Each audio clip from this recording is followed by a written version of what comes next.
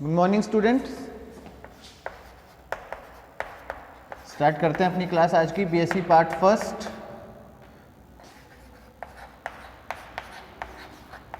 Zoology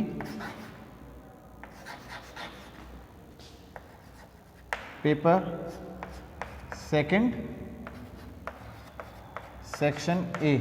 ठीक है, cell biology.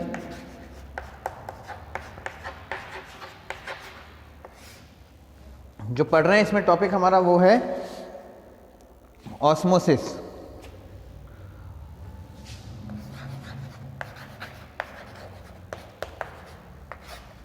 यानी परासरण।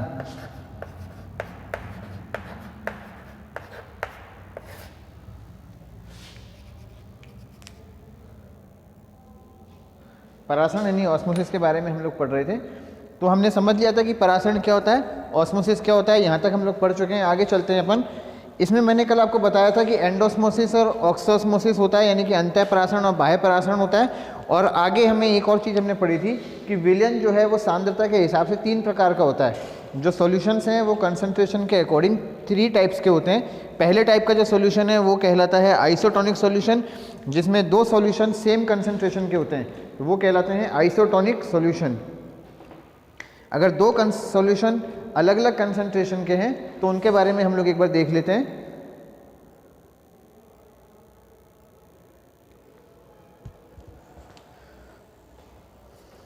लिख लेते हैं अपन। प्रकृति में कोशिकाएं सदैव एक ही माध्यम में रहती हैं। प्रकृति में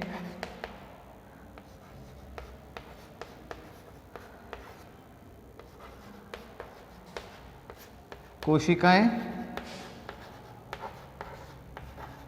सदैव एक ही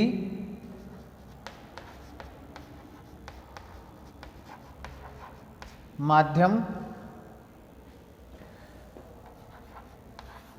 में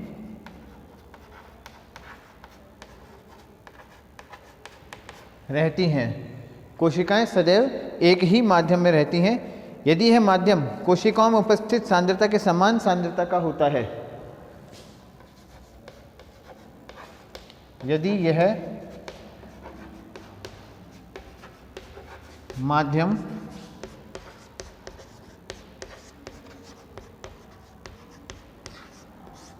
कोशिकाओं में उपस्थित माध्यम के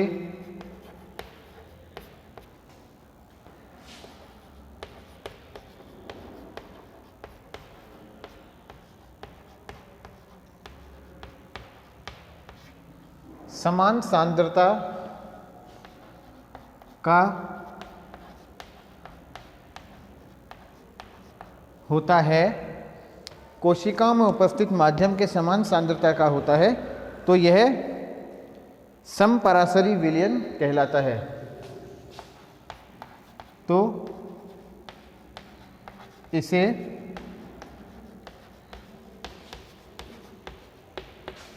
समपरासरी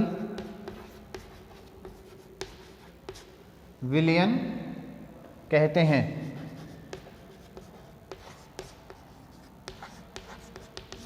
समपरासरी विलयन कहते हैं।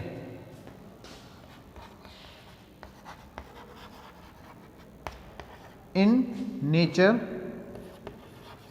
सेल्स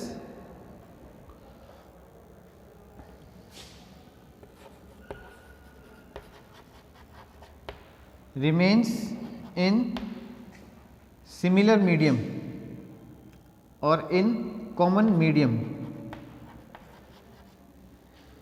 इसको हम दूसरे तरीके से लिखेंगे सिंगल मीडियम ओनली।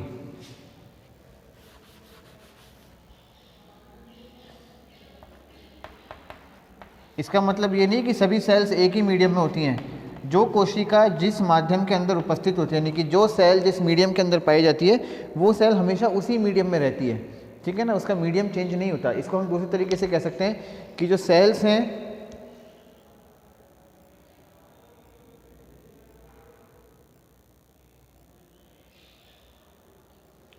दूसरे तरीके से इसको हम बोल सकते हैं कि जो सेल्स हैं उन सेल्स का माध्यम हमेशा एक ही रहता है। जैसे कोई सेल है, वो सेल किसी लिविंग टिश्यू के अंदर प्रेजेंट है, जैसे कि ये एपिथेलियल लेयर है, उपकला कोशिकाएं।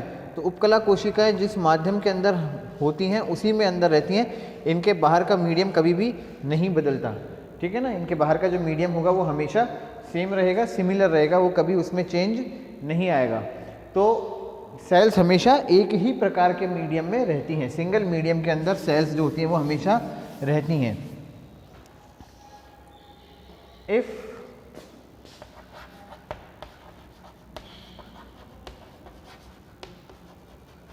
the medium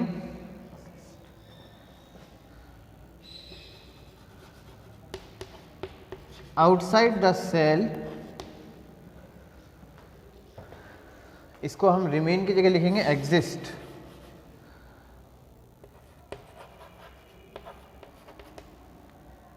if the medium outside the cell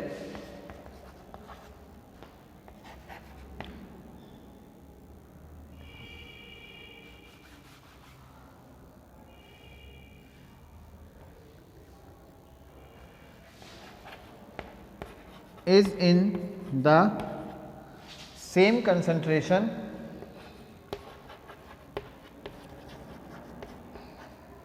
then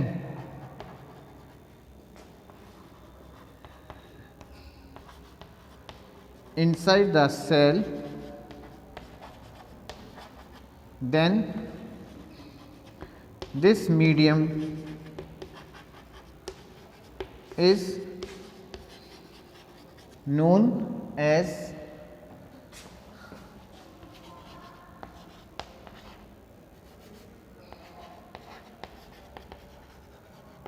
isotonic solution। Isotonic solution या समपरासरी विलयन वो कहलाता है, ठीक है। आगे लिखेंगे अपन, if the concentration of the medium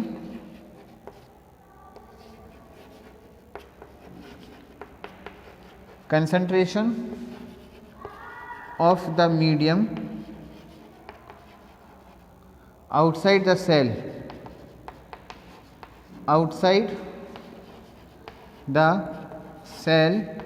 is high, then to inside of cell, then this medium is known as, then this medium is known as hypertonic solution। hypertonic solution। And if the concentration is low, if the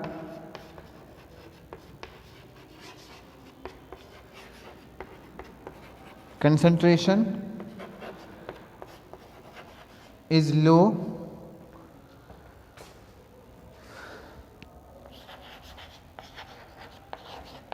then to inside of cell,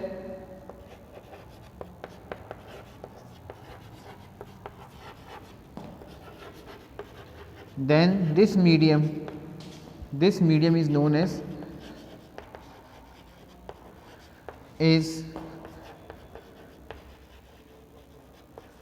known as hypotonic solution। hypotonic solution. अगर cell के बाहर medium की concentration cell के अंदर के medium की concentration के बराबर है तो बाहर वाला सॉल्यूशन कहलाएगा आइसोटोनिक सॉल्यूशन। इसका उल्टा, अगर सेल के बाहर वाले मीडियम की कंसंट्रेशन सेल के अंदर कंसंट्रेशन से ज़्यादा है तो वो कहलाता है हाइपरटोनिक सॉल्यूशन। और अगर सेल के बाहर के मीडियम की कंसंट्रेशन सेल के अंदर की कंसंट्रेशन से कम है तो वो कहलाता है हाइपोटोनिक सॉल्यूशन, ठीक है। इसको अपन एक बार हिंदी में भी लिख लेते हैं।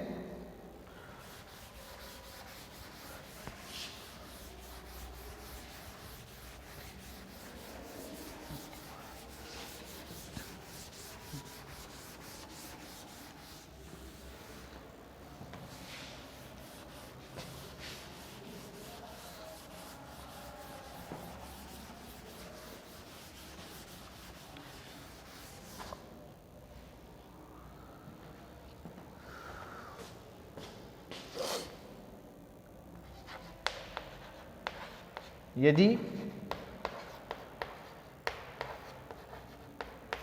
कोशिका के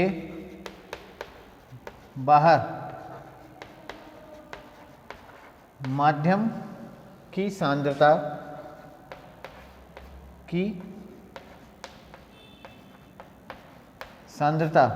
कोशिका के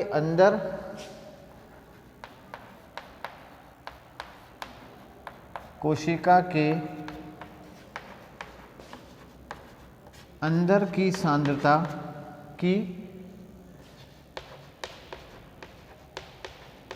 सांद्रता से अधिक है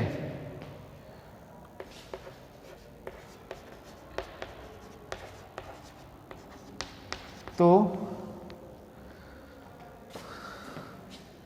माध्यम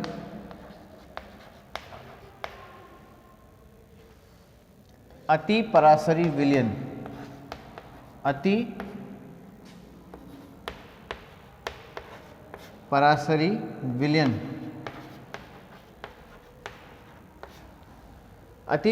विलयन इंग्लिश में भी लिख लो आप इसको, हाइपरटोनिक सॉल्यूशन कहलाता है।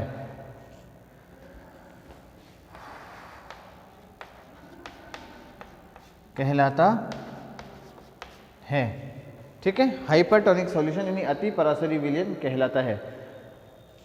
यदि बाहर की सांद्रता कोशिका के अंदर या कोशिका द्रव की सांद्रता से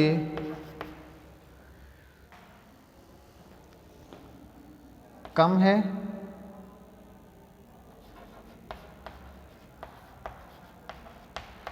तो बाहरी माध्यम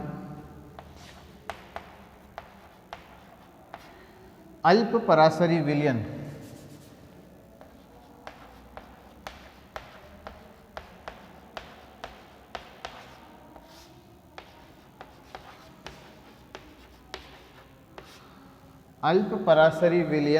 कहलाता है।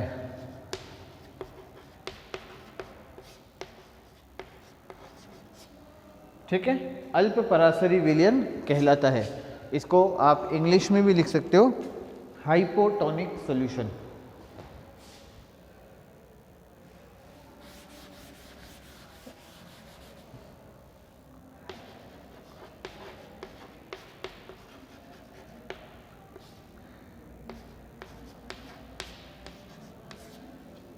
सॉल्यूशन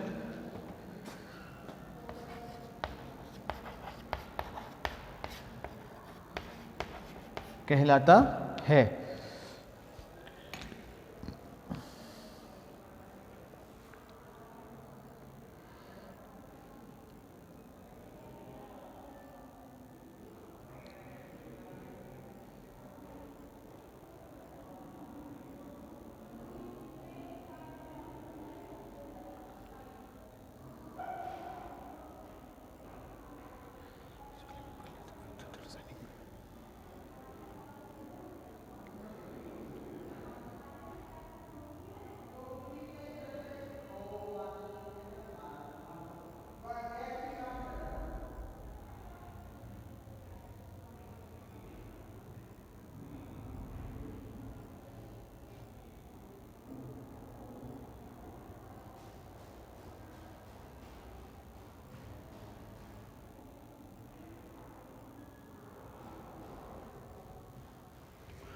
ठीक है बच्चों, नेक्स्ट दो हमने पढ़ लिए, एक विसरण एक परासरण, डिफ्यूजन और ऑस्मोसिस। ठीक है, अब हम चलते हैं थर्ड टाइप के जो ट्रांसपोर्ट होता है,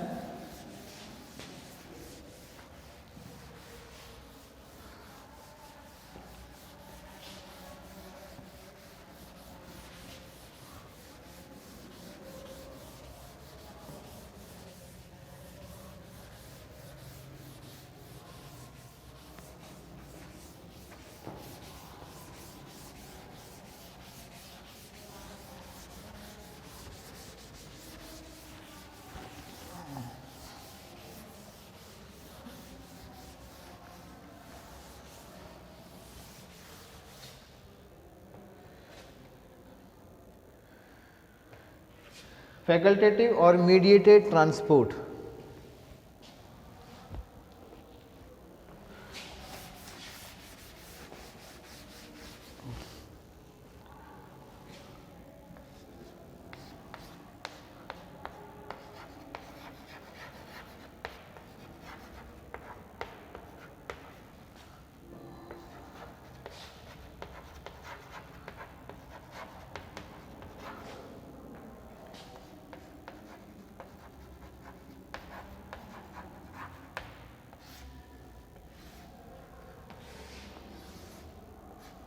ठीक है, फैकल्टेटिव और मीडिएटेड ट्रांसपोर्ट, विकल्पी या माध्य द्वारा अभिगमन।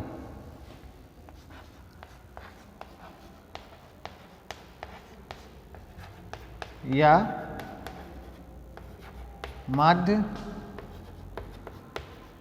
द्वारा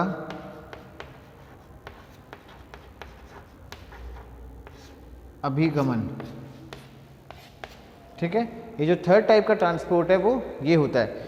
देखो, इससे पहले जो ट्रांसपोर्ट था उसमें और इसमें दोनों में कोई फ़र्क नहीं है। अगर हम बात करें as compare to the energy consumption, अगर ऊर्जा के उपयोग की बात करें तो दोनों जो ट्रांसपोर्ट हैं वो एक जैसे ही होते हैं। ठीक है ना।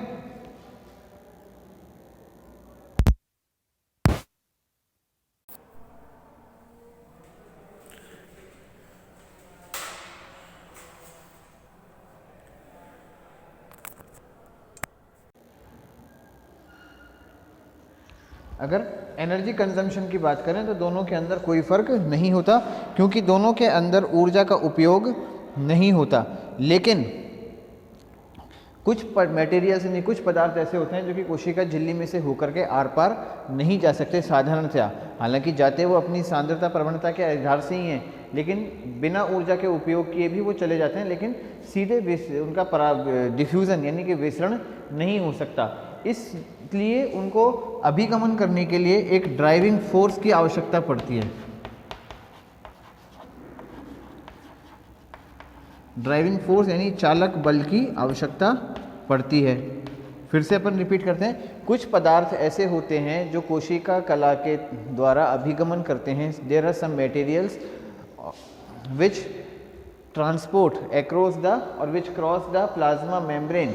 ठीक है, लेकिन वो साधारणतया विसरण की गति के द्वारा, विसरण की क्रिया के द्वारा गति नहीं कर सकते। वो डिफ्यूज़न प्रोसेस के थ्रू ट्रांसपोर्ट नहीं कर सकते, प्लाज्मा मेम्ब्रेन को क्रॉस नहीं कर सकते। इसके लिए उन्हें कुछ ड्राइविंग फोर्स की यानी कि उन्हें कुछ चालक बलों की आवश्यकता पड़ती है। ये जो चालक बल है मुख्यतः ये जो ट्रांसपोर्ट होने वाले मटेरियल्स हैं, जैसे कि ये सेल मेम्ब्रेन है। ठीक है, इस सेल मेम्ब्रेन के ऊपर बहुत से प्रोटीन्स पाए जाते हैं। ठीक है ना, हमने पढ़ा था सेल मेम्ब्रेन के स्ट्रक्चर में कुछ प्रोटीन्स जो होते हैं सेल मेम्ब्रेन के ऊपर प्रेजेंट होते हैं, जो इंट्रिंसिक प्रोटीन यानी अंतः प्रोटीन कहलाते हैं। इसके अलावा कुछ मेटल्स ऐसे हैं जिनको ट्रांसपोर्ट होना है, जैसे ये मेटेरियल, इसको ट्रांसपोर्ट होना है। ठीक है, तो ये मटेरियल जाएगा तो बिना ऊर्जा के उपयोग के, यानी कि इसके अंदर इसके ट्रांसपोर्ट में एनर्जी कंज्यूम नहीं होगी, लेकिन डिफ्यूज़ नहीं हो पाएगा, इनका विसरण नहीं हो पाएगा, क्योंकि जो सेल मेम्ब्रेन होती है इनको साधारणतः क्रॉस होने से रोक लेती है। ठीक है, लेकिन होगा क्या, इनको कुछ ड्राइविंग फोर्स की ज़रूरत पड़ती है, कुछ चालक बलों की आवश्यकता पड़ती है। और जो चालक बल होता है इन पदार्थों के और सेल मेम्ब्रेन के जो कंपोनेंट्स हैं यानी कोशिका कला के जो घटक हैं उनके बीच क्रियाओं से यानी उनके बीच रिएक्शन से ये ड्राइविंग फोर्स जो होता है ये जनरेट होता है। इस ड्राइविंग फोर्स में जो सबसे इंपॉर्टेंट है वो है इलेक्ट्रोकेमिकल ग्रेडियंट। ठीक है, जो सबसे इंपॉर्टेंट है वो इसमें है इलेक्ट्रोकेमिकल ग्रेडियंट।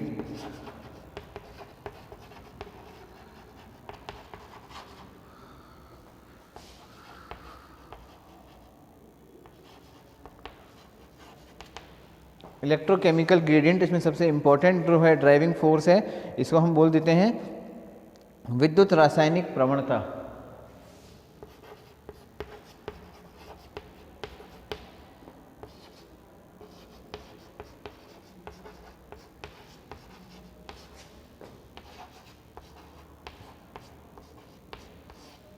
विद्युत रासायनिक प्रवणता, तो इसके बारे में हम लिखते हैं सबसे पहले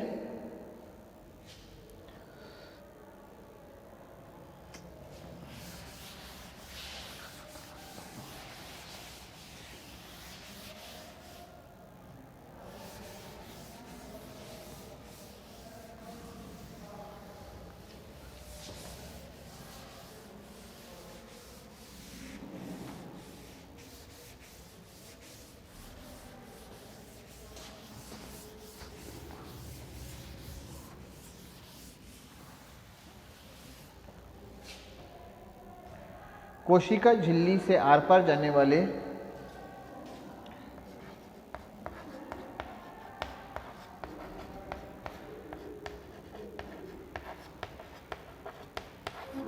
झिल्ली से आर पार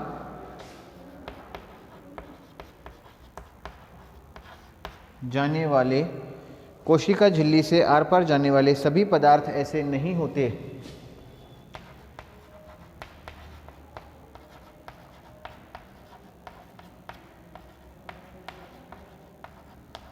ऐसे नहीं होते, सभी पदार्थ ऐसे नहीं होते जो मुक्त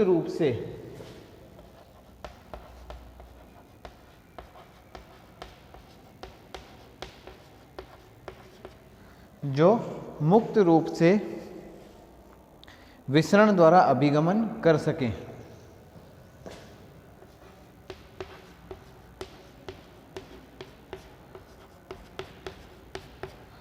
विसरण द्वारा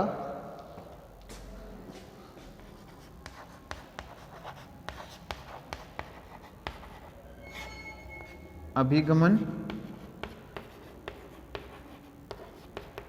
कर सकें, जो कि मुक्त रूप से विसरण के द्वारा अभिगमन कर सकें। अतः कोशिका के, या हम लिख सकते हैं, इन्हें चालक बल की आवश्यकता होती है एवं इन्हें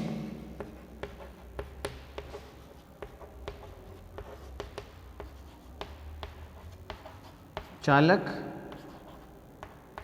बल की आवश्यकता होती है।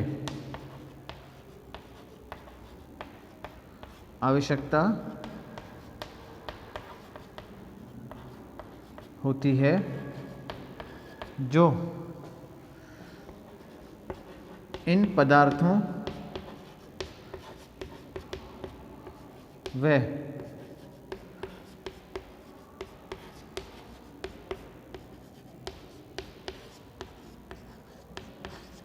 कोशिका झिल्ली के घटकों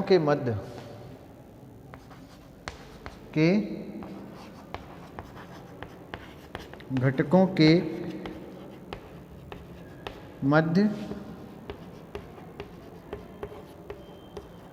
अन्योन्य क्रियाओं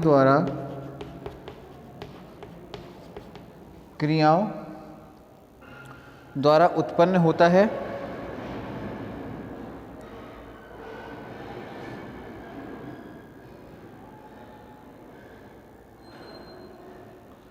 अन्योन्य क्रियाओं द्वारा उत्पन्न होता है।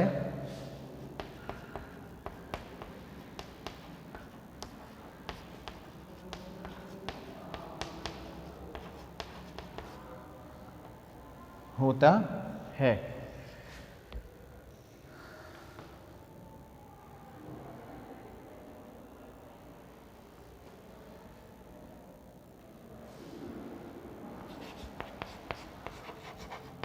all the molecules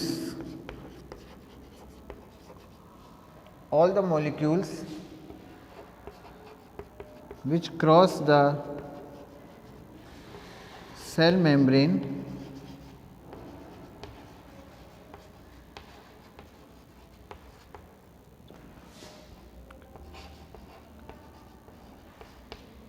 do not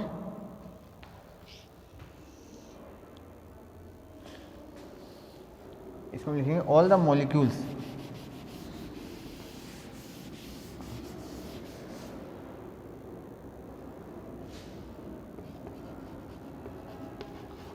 cannot cross the cell membrane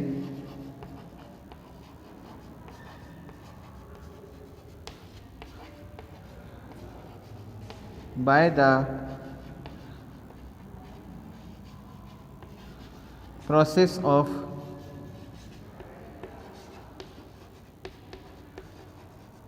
diffusion. All the molecules cannot cross the cell membrane by the process of diffusion. and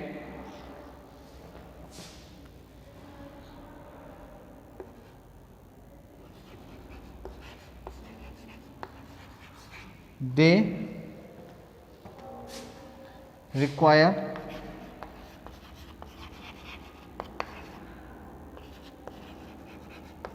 some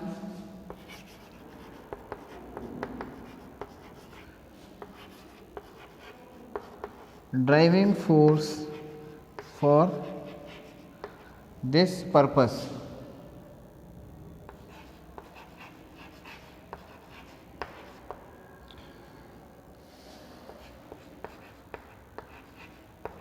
This driving force arises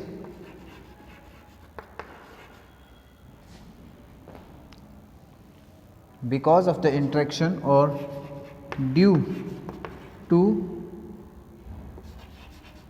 the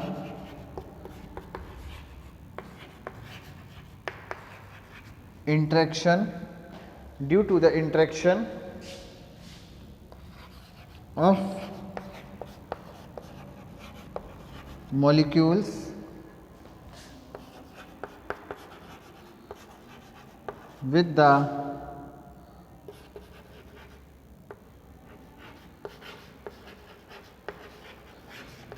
components of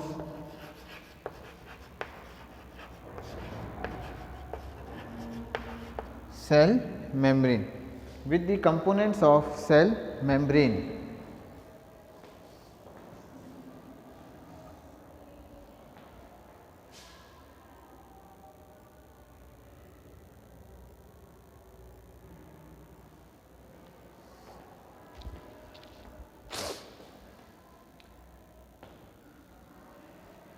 ये driving force है।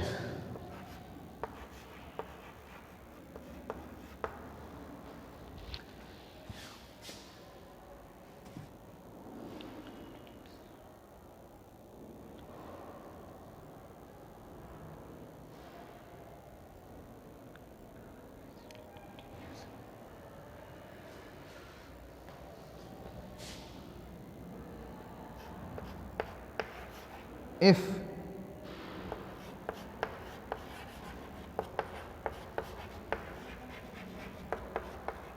electrochemical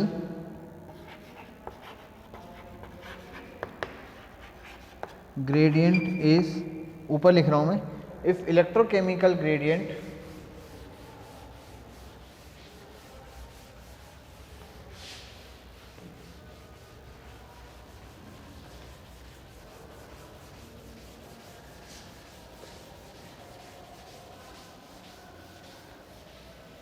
if electrochemical gradient is used for this purpose, then this is known as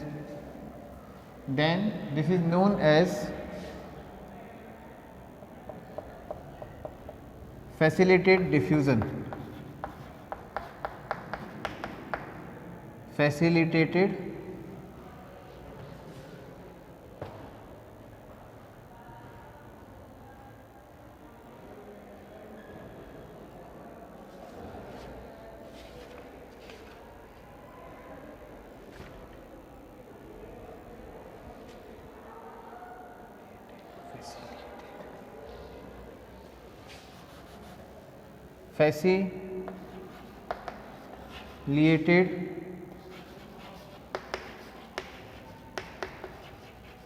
diffusion, then this process is known as facilitated diffusion.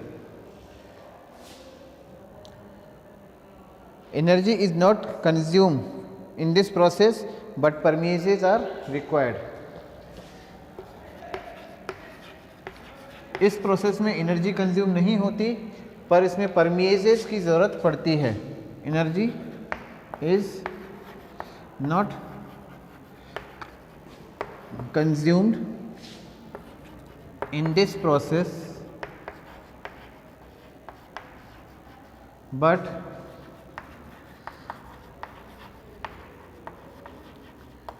permeases are required। ठीक है, हिंदी में लिख लेते हैं अपन इसी को।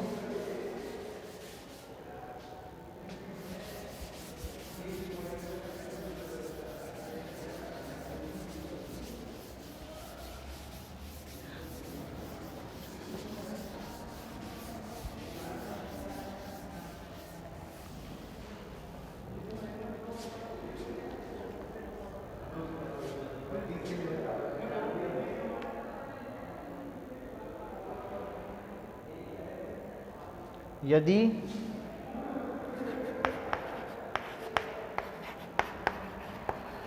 चालक बल हेतु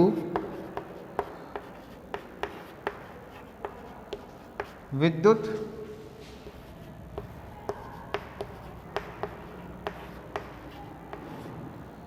रासायनिक, यदि चालक बल हेतु विद्युत रासायनिक प्रवणता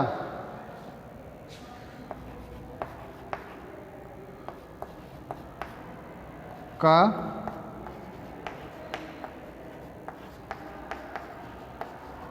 अभिगमन हेतु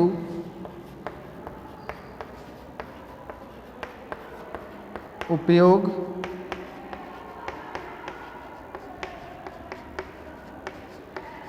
किया जाता है,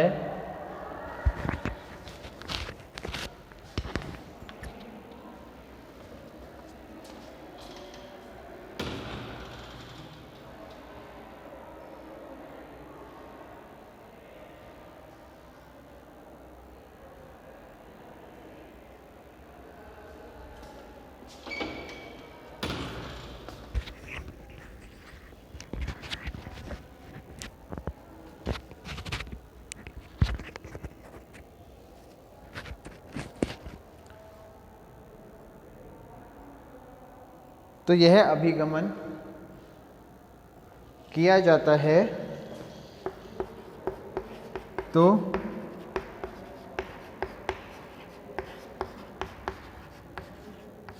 यह अभिगमन सुकर्ण विसरण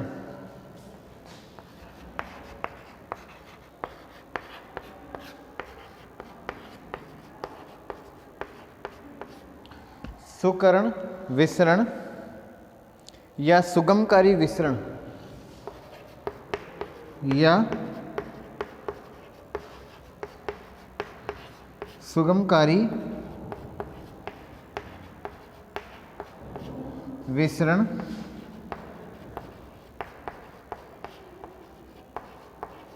कहलाता है। सुकर्ण विसरण या सुगमकारी विसरण कहलाता है। इस क्रिया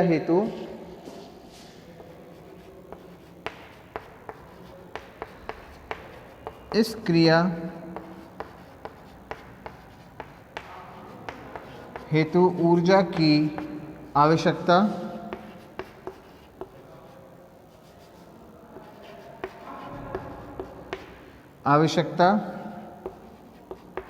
नहीं पड़ती, परंतु परमीएस की आवश्यकता होती है।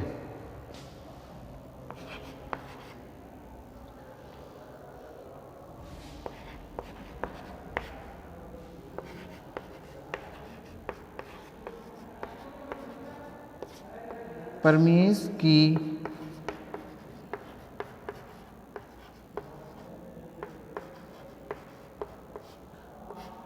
आवश्यकता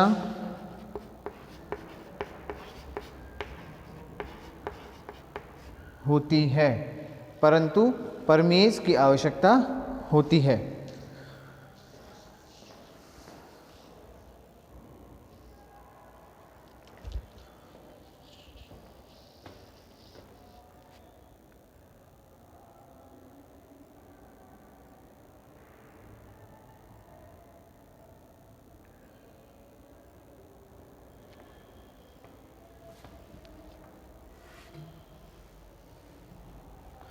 देखो, हमने थोड़ा सा इसके बारे में पढ़ लिया है, पिछली क्लासेज में। मैं एक बार आपको थोड़ा सा ब्रीफ कर देता हूँ, डिटेल में अपन आगे जैसे जैसे स्टडी करते जाएंगे, पढ़ते जाएंगे।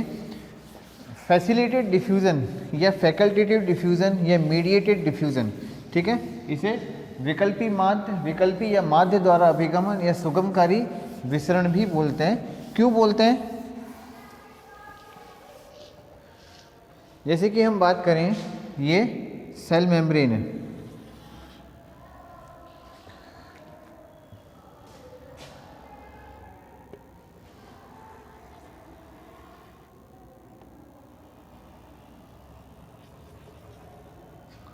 ये सेल मेम्ब्रेन है, ये है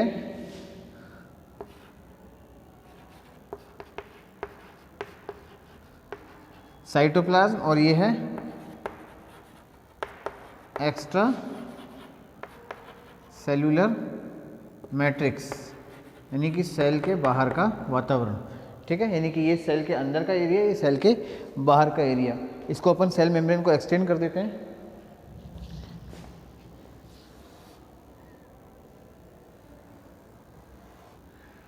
ठीक है ना, ये हो गया। अब कुछ गैसेज हैं, जैसे ऑक्सीजन हो गया, कार्बन डाइऑक्साइड हो गई, इसके अलावा बाइकार्बोनेट आयंस हो गए, ठीक है ना। इसके अलावा आपको कार्बोहाइड्रेट हो गए, वाटर हो गया। ये तो क्या है, सिंपली डिफ्यूज़ हो जाते हैं, एक से दूसरी तरफ आराम से चले जाते हैं, ठीक है। ये इनको डिफ्यूज़ होने के लिए कोई ड्राइविंग फोर्स की ज़रूरत नहीं पड़ती, आराम से एक तरफ से दूसरी तरफ निकल जाते हैं, कोई चालक बल की आवश्यकता इनको नहीं पड़ती। लेकिन कुछ पदार्थ ऐसे होते हैं जिनको कोशिका कला को पार करने के लिए, सेल मेम्ब्रेन को क्रॉस करने के लिए एक स्पेशल ड्राइविंग फोर्स की ज़रूरत पड़ती है। ये सिंपल तरीके से एक तरफ से दूसरी तरफ नहीं जा सकते, इनको इधर से उधर जाने के लिए कुछ चालक बलों की आवश्यकता पड़ती है, ठीक है। अब ये चालक बल क्या होते हैं, हम इसको पहचानते हैं। जैसे कि हम बात करें, एक लंबी दीवार है, उस दीवार शीशे की बनी हुई दीवार है, ठीक है ना। उस शीशे की बनी हुई दीवार के आर पार होकर के कुछ हल्की आवाज़ भी जा सकती है, इसके अलावा रोशनी भी आ सकती है। उसको इधर से उधर होकर आने के लिए उसकी ड्राइविंग फोर्स की ज़रूरत नहीं है। लेकिन अगर हम उस दीवार में से होकर क्रॉस करना चाहें तो हम नहीं जा सकते। हमको क्या है, उस दीवार के अंदर एक दरवाज़ा होना चाहिए, दरवाजे में से ही हम क्रॉस कर सकते हैं। तो कुछ पदार्थ ऐसे होते हैं जिनको कोशिका कला को पार करने के लिए, यानी सेल मेम्ब्रेन को क्रॉस करने के लिए कुछ खाली स्थानों की ज़रूरत पड़ती है। और ये खाली स्थान जो होते हैं कोशिका कला के अंदर उपस्थित परमिएस प्रोटीनों के द्वारा बनाए जाते हैं। जैसे हमने बात की थी कि जो सेल मेम्ब्रेन होती है, सेल मेम्ब्रेन में थोड़ी इंटीग्रल प्रोटीन्स प्रेजेंट होते हैं, अंतः प्रोटीन सेल मेम्ब्रेन के अंदर पाए जाते हैं। ये अंतः प्रोटीन जो होते हैं ये कहलाते हैं परमिएसेस। कुछ अंतः प्रोटीन ऐसे होते हैं इंटीग्रल प्रोटीन्स जो कि परमिएस कहलाते हैं। ये परमिएस साधारण रूप से एक दरवाजे की जैसी संरचना बना के रखते हैं और आम तौर पे ये बंद होते हैं, ठीक है। लेकिन जैसे ही किसी क्रॉस होने वाले पदार्थ का इन परमिएस से टकराव होता है तो ये परमिएस जो होते हैं क्या करते हैं, खुल जाते हैं, और खुलने के बाद जो मॉलिक्यूल्स होते हैं वो इनमें से होकर के दूसरी तरफ निकल जाते हैं, ठीक है ना। ऐसे पदार्थों को हम बोल देते हैं कैरियर प्रोटीन। जो प्रोटीन्स सेल की मेम्ब्रेन के ऊपर उपस्थित होते हैं उन्हें बोल देते हैं कैरियर प्रोटीन्स, यानी कि वाहक प्रोटीन। ये वाहक प्रोटीनों का क्या काम होता है, ये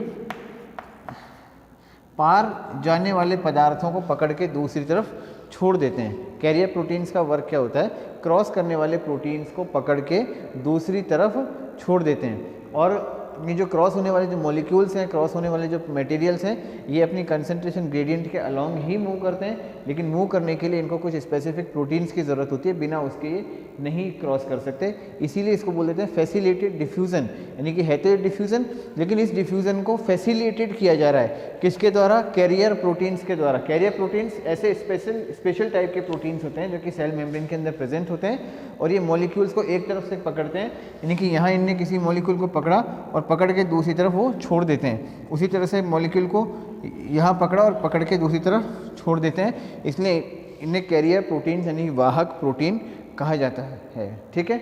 इस प्रोसेस के अंदर एनर्जी कंज्यूम्ड नहीं होती, जैसे डिफ्यूज़न में और ऑस्मोसिस में एनर्जी कंज्यूम नहीं हो रही थी, ठीक उसी तरह से यहाँ पर भी एनर्जी कंज्यूम नहीं होती, ऊर्जा का उपयोग यहाँ पर नहीं होता, ठीक है ना।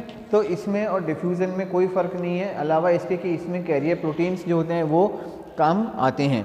हाँ, अब इसके बारे में जो हमें लिखना है वो हम नेक्स्ट क्लास के अंदर लिखेंगे। आज के लिए हम इतना ही कंक्लूड कर रहे हैं स्टूडेंट्स। Thank you.